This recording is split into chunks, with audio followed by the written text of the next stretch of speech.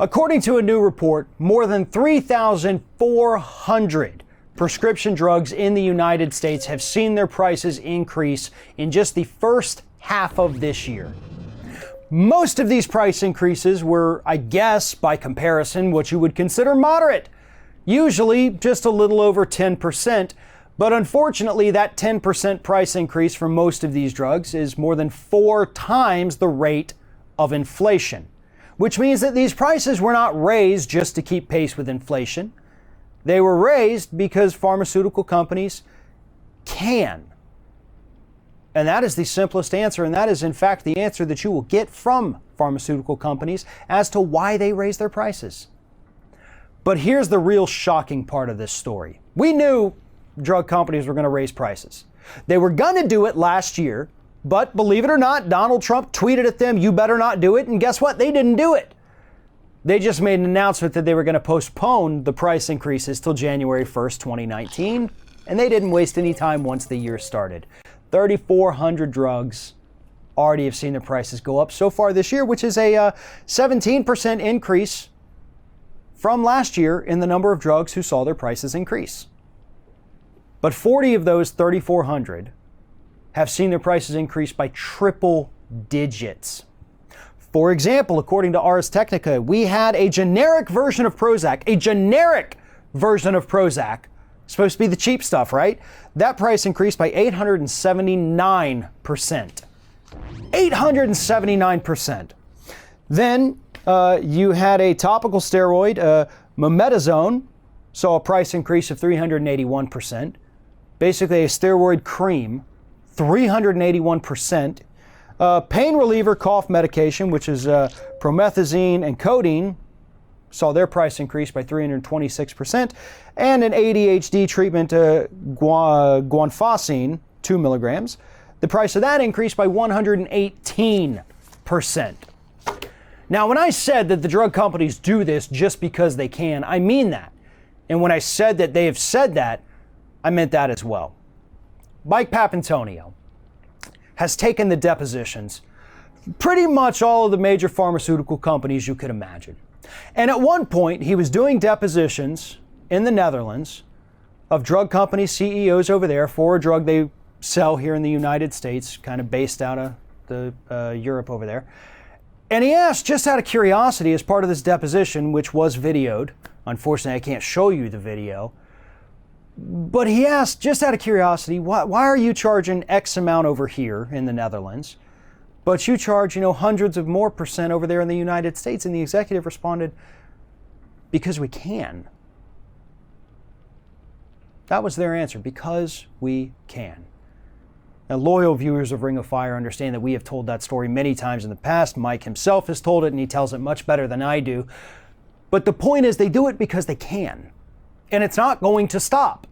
They're going to continue to squeeze us, continue to raise these prices until some kind of policy comes along that prevents it from happening. We cannot scare them into changing their ways. We cannot even shame them into changing their ways. The only way this changes is through law.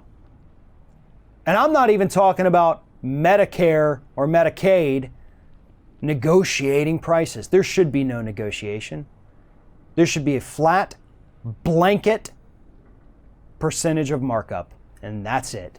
You can't charge a dime over that. Maybe it's 10%, maybe it's even 100%, because some of these pills only cost, a few pennies to produce. We, the taxpayers, are already funding most of the research and development, so that argument is bull crap, that, we got to repay ourselves. You want to repay the research and development? Then you need to be cutting checks to the federal government. Or, even better, start cutting checks to the individual American taxpayers out there who are actually paying for it. But the point is, we have to have blanket price controls on these pharmaceuticals. Negotiations are not going to work. They might lower it, but it's not going to be enough. Price control is the only possible solution to this industry that is completely run amok and has been overtaken by greed. Thanks for watching, everybody. And don't forget, if you like what you see here, like, comment, share, and subscribe to our channel. And now you can also become a member of Ring of Fire and get exclusive early access to certain Ring of Fire videos all throughout the week. Just click on the little join button right below the video. So despite Democratic candidates having so many good, big ideas, the one idea that Democratic voters care about the most is the idea of defeating Donald Trump. Take a look at some of these ideas.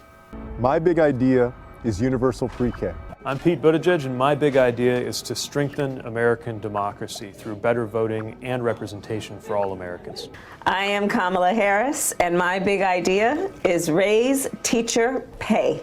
I'm Kirsten Gillibrand, and I'm running for President of the United States. My big idea is paid family leave. I'm Elizabeth Warren, and I want to cancel student loan debt and provide for universal free college. Yeah. I'm Amy Klobuchar, and my big idea is to fight addiction and treat mental health. My big idea is baby bonds. I'm Andrew Yang. I'm running for president in 2020, and my big idea is a freedom dividend of $1,000 a month for every American starting at age 18. My idea is to ensure that we have a new Voting Rights Act. My big idea is to bring peace and prosperity to this country by ending these wasteful regime change wars. What's your big idea? Medicare for all. Lots of good ideas, right? Some are better than others, for sure. I like all of the ideas pretty much. I would love to see whoever does end up with the nomination adopting many of these ideas, if not all of these ideas. Some of them are kind of like, really? That's your big idea for running for president? I mean, that just seems like it should be one of the ideas, but not maybe your big main one. But that's okay. It's still a good idea for the most part. They're all good ideas. But the one thing that Democratic voters are saying they care about the most is defeating Donald Trump. So that means that Democratic voters believe, if that's what they're thinking, that defeating Donald Trump is their number one priority, then that means that they believe Donald Trump is extremely dangerous, that he is the most dangerous person who could potentially be in power. But is that true? Is that true? Let's think about what dangerous means. So for me, somebody who's dangerous, now, Donald Trump, I do think I think he's dangerous in some ways. I think that, for one, he's a narcissist. He's unstable. He seems to change his mind with the wind. He definitely is not politically correct at all. And I think that does make people feel emboldened to be bigots, to be racists. I do think that that is something he has done. I think that he kind of showcases the worst of American mentality and morals. Okay, that's what I think of Donald Trump. I think that it's egregious that a man who has demeaned women and demeaned people of color, that he is sitting in the highest office of the land. I think all of that is really bad.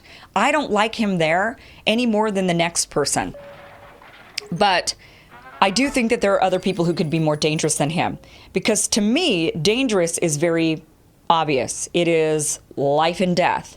So somebody is dangerous when people are dying. That is the worst thing you could do sitting in the Oval Office, is to murder people. Now, some people would say, well, he is, because look at what's going on with the migrant border crisis. And I'll do another video on that in the future, because I do want to talk about the truth about what is really going on at the migrant border, because it is not what either side is saying. They're both wrong and they're both right, and I'm going to go into that. But yes, there have been some deaths at the migrant border. There have been people who have been emboldened by Trump's rhetoric, and they have gone on to do very violent, dangerous things. These things are bad. These things should be stopped. These things are not good, and they are absolutely dangerous. But do you know what would be even more dangerous? War. War would be the most dangerous thing we could do, because that is not just a few people dying here and there, which I'm not minimizing those deaths. One death is bad. 2 deaths is bad, 100 deaths, 1,000 deaths, but it does get exponentially worse when you go to war. All of a sudden, you're looking at thousands of deaths. You're looking at hundreds of thousands of deaths. And the one thing about Trump, from what I can tell, is he doesn't seem all that keen on going to war. Now, I know that many of the people around him want to march to war. John Bolton wants to go to war any day of the week with almost anybody. He's got Pompeo, who is fine going to war. He's got plenty of people around him. Fox News, I'm sure, is fine with him going off to war. Plenty of people want to see war. But Trump, even though he might kind of go along with them a little bit here and there, he seems to take a totally different tactic that seems very frustrating to his advisors and the people around him. For example, North Korea. Everybody thought he was crazy when he decided to reach out to Kim Jong-un rather than just bullying him and going strong. Instead of going strong and flexing military might and saying, you know, we're the United States and we're going to get you. He did a little bit of that. But at the end of the day, he says, you know what? Why don't we just meet? How about we sit down and try to be friends? Let's have a bromance. Let's exchange love letters. Let's be friends. Let's talk about how much we adore each other. He took a totally different route.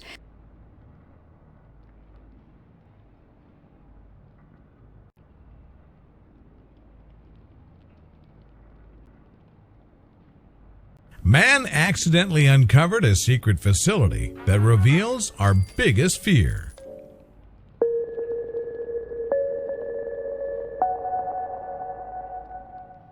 But before we start, please make sure to subscribe to Did You Know and hit the bell so you never miss an upload from us. Also, leave a like right now. Whether it's a dollar bill or a lost winter glove, finding something on the cold cement of a parking lot garage floor isn't likely to change your day all that much. Still, every now and then, a seemingly worthless item can turn into something so much more. Just ask Garrett Graff. A historian and political author, Graff didn't think much of the item one of his work colleagues found on the floor of a parking garage. But upon closer inspection, he saw something on the object that piqued his journalistic curiosity. What followed was a life-changing, multi-year hunt into some of America's most deeply buried secrets. Political writer Garrett Graff has covered a lot of hot-button issues in his lifetime, from the War on Terror to the 2008 U.S. presidential election. But perhaps his most eye-opening research started when his friend handed him something peculiar. It was a government ID for someone from the intelligence community, Graff said, and he gave it to me since I write about that subject. And he's like, I figured you can get this back to the guy. The friend, he noted, had found the ID on a parking garage floor. Right away, Graff noticed something peculiar about the ID. Step-by-step driving instructions covered the back of it. So Graf, inquisitive journalist that he was, used Google Maps to locate the directions and destination, and the results surprised him. The directions led him to a mountain peak just over 70 miles outside of Washington, D.C. There, at a peak known as Raven Rock, the road just ended. It led to the face of the mountain, and then nothing. Graf recalled everything else he saw once he made the trip out there. You can see very clearly these big concrete bunker doors, he said. This little guard shack, chain link fence, and then this set of concrete bunker doors beyond. What had he just found?